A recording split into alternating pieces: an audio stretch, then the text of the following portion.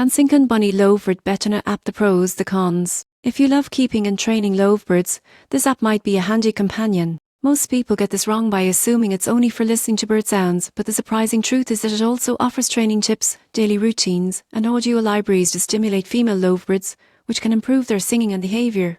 Pros: users enjoy the variety of bird sounds, easy to follow training guides, and customizable playlists. The app can help improve socialization, singing ability, and overall activity levels for your lovebird. It's also lightweight and works offline once sounds are downloaded, which is convenient for pet owners. The cons: some users note that sound quality can vary, and it might take time for birds to respond consistently. Additionally, certain features may be locked behind a paid version.